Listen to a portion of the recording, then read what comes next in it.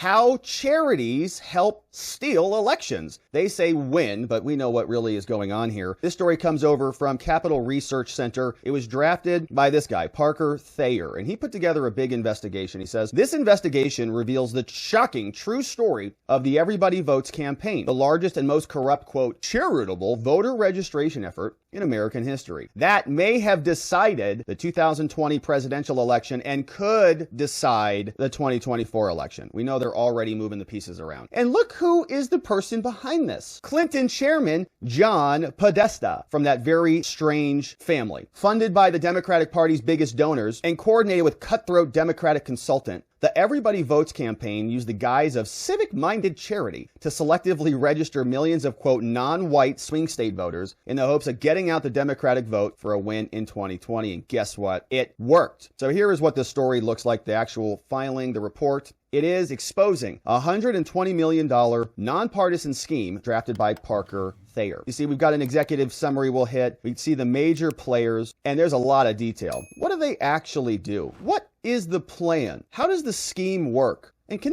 there anything we can do about this weaponization of charities? Here's the investigation. It says it reveals the shocking true story of the Everybody Votes campaign, the largest and most corrupt, quote, charitable organization of 2020. The exclusive research reveals how a little-known project called the VRP, the Voter Registration Project, leveraged connections with billionaire private foundations, SBF's mother, Sam Bankman-Fried, and foreign billionaires with a history of breaking U.S. election law to raise $190 million and register 5.1 million people to vote. They got data from leaked copies of the campaign's secret plans. They got 2020 exit polls, and they say their researchers discovered that 5.1 million new registrations provided Joe Biden anywhere between 1.1 million to 2.7 million votes across the campaign. Biden ultimately won these states where these surges were taking place. There was a massive registration surge. Guess where? Arizona, Georgia, Nevada, Pennsylvania. And were those all legitimate? We know that in Michigan, for example, there were police reports where people were dropping off tens of thousands of fake registration cards. Their investigation proves once and for all, the Democrats used truckloads of monies from their private foundations and public charities to do things that were strictly forbidden by the law. The investigation also proves the campaign's concerns for civic participation was just a convenient lie. If the Everybody Votes campaign was a PAC, a political action committee, there would be more scrutiny, but it isn't, and therefore it's not. They say it's not just a scandal of the past either. The operation was so successful in 2020 that it's announced it's going to do the same thing in 2024, registering millions more. There's new job listings on different state websites: Florida, Georgia, Michigan, Nevada, Arizona, Pennsylvania, Texas, Wisconsin, each a must-win swing state. And they're going to be funneling millions. And the question is, do the Republicans have anything even close at all? No.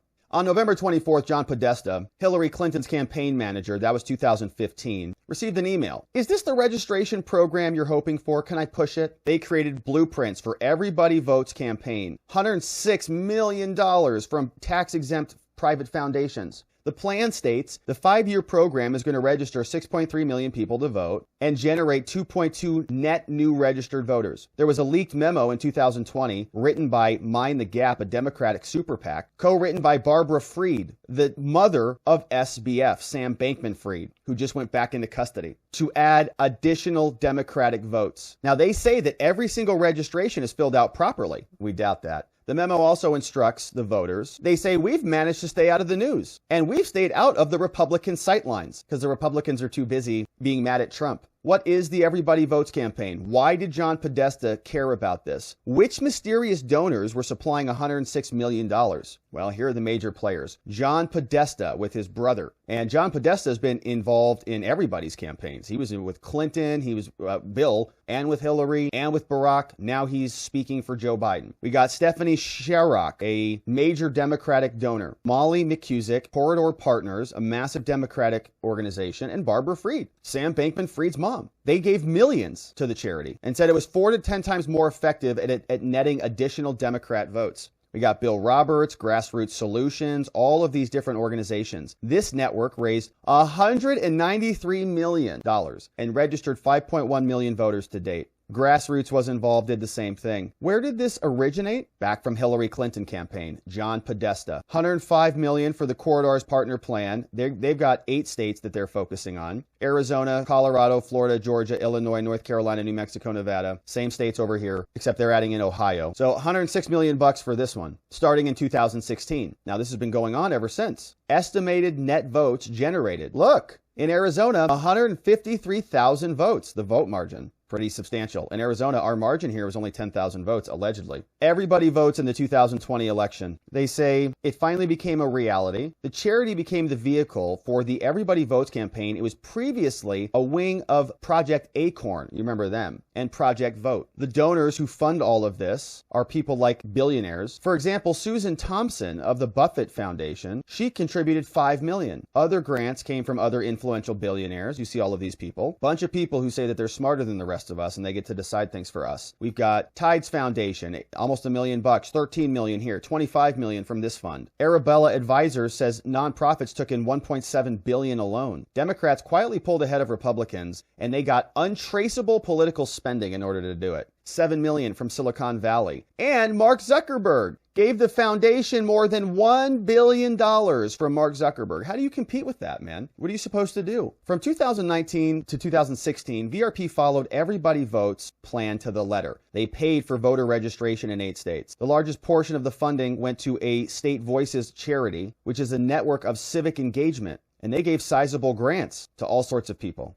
It was a sophisticated, planned, and partisan operation. It was requested by Hillary Clinton campaign, the chairman, designed by Democratic consulting firms, funded by over $190 million from some of the biggest Democratic supporters, and they coordinated with some of the left's largest activist networks. Nothing about it was charitable. Nothing about it was nonpartisan. But somehow, Americans are supposed to accept that it was all above board because the partisans involved used soft-sounding language. They said it was civic participation and underrepresented. But they're exploiting everything. In 2008, Project Vote happened. John Podesta, 2015 with Hillary. They did something else. You can just follow the timeline. In 2021 now, they've raised $193 million through 2021. Where's that money going to go? Billionaires Warren Buffett gave $4 million. George Soros gave him $10 million. Jeffrey Skoll gave him $1 million. Bernie money came in, $4 million. They've distributed $125 million in grants to dozens of state and national activist groups. Arizona, Colorado, Florida, all of them. After years of secrecy, VRP now in 2022 has begun to use the name Everybody Votes, and now we sort of know what they're doing. On its website, they say they've registered 5.1 million people,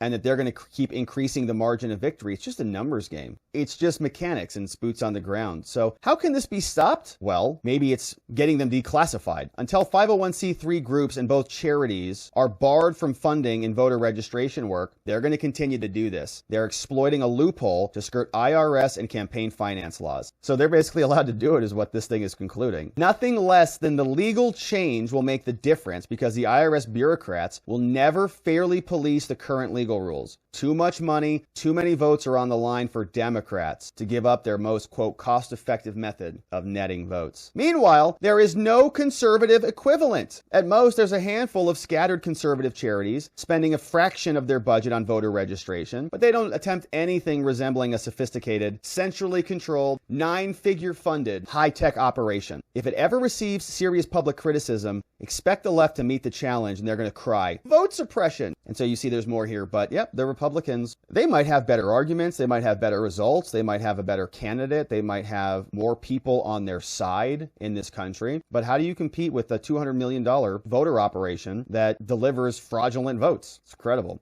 So pretty shocking report. I'm not shocked that Democrats are doing this. This sounds like exactly their style, which is to cheat, bully, and steal. And what is shocking, though, is the Republicans don't have an answer to this. And so they're just targeting all the different states one by one, just boom, boom, boom, sending in their entire groups, their vote generating apparatus into all the different states. The Republicans are all screaming about, Donald Trump, ignoring him. Maybe we should change the direction or something. And Democrats are right, idiots. All right, well, we'll see if they do come up with a response. Clock is running on this thing. Time will tell.